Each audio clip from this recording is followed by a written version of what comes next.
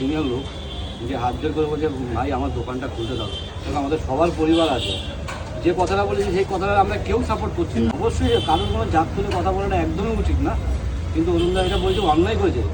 কিন্তু অরুণদার শাস্তিতে তো ফ্যামিলির লোক পাওয়াটা ঠিক না। এবার অনেকে বলবে যে আমি শাস্তি করলে আমার ফ্যামিলির লোক পাবে না, কিন্তু এই বিষয়ে আমি কিছু বলতে চাই না। তাও আমি বলছি যে দাদার দোকানটা খুলুন, আর যে ভাইরা করছে অবশ্যই অরুণদার যে কথাটা বলি তার জন্য ওনাকে শাস্তি দিন, কিন্তু ওনার দোকানটা খুলতে দিন। আমি সেদিন একটা ভিডিওতে দেখছিলাম যে বলি দোকানটা খুলতে পারছে না, ওই ভাইদেরও বলবো ভাই মানুষ তো ভুল করে, তা তোমরাও সবাই একবার ক্ষমা করে দিও। নেক্সট বার যদি কোনো সময় কোনো কিছু করে, কারণ আমরা পারি না আইন নিজের হাতে একদম। হ্যাঁ, কথাটা খুবই খারাপ। সম্প্রদায়ের মানুষ হোক না কেন, কাউকেই কখনো কেউ ছোটো করার আমার মনে হয় উচিত না।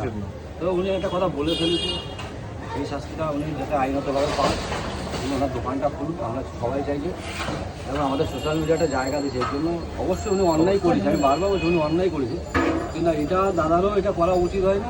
আর দাদা আগামী দিনে যদি ভিডিও করে, আমি মনে করি যে কোনো জাত তুলে বা কোনো কারোর মানুষকে ব্যক্তিগত, কে ছোট কে নাটা কে লম্বা এইগুলি বাদ দিয়ে তুমি খাবারের কন্টেন্ট করো, খাবারের উপরে ফোকাস করো।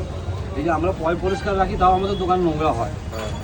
বইয়ের অনেক ওষুধ লাগে, হ্যাঁ পায়ে ব্যথা। হ্যাঁ, দাদা আজকে সেই মানুষটাকে সেইটাই বলছি ভাই, যে দাদা তুমি যদি সব ঠিকঠাক হয়ে যায়, তুমি কোনো জাত তুলে কাউকে কোনো কন্টেন্ট দিও না দাদা, কোনো মানুষকে কোনো কথা বলো না। তুমি তোমার ব্যবসা করো, তুমি তোমার দোকানে গিয়ে কাস্টমার চাইছো, ভিডিও করো, কিন্তু ফোকাসটা ব্যবসায় ধরো দাদা। তুমি এই আমাদেরও 4-5টা 10টা আমরা যাই ভাই বোন সবাই নিয়ে ভিডিও করি, কিন্তু কন্ট্রোভার্সি ভিডিওটা না করে ভালো ভিডিও করো, খাবারের দিকে মন দেওয়া, ব্যবসায় মন দেওয়া। আমি ছোটো ভাই হয়ে বলছি, কারণ আমাদের সব সম্পদের মানুষ আমাদের দোকানে আসে।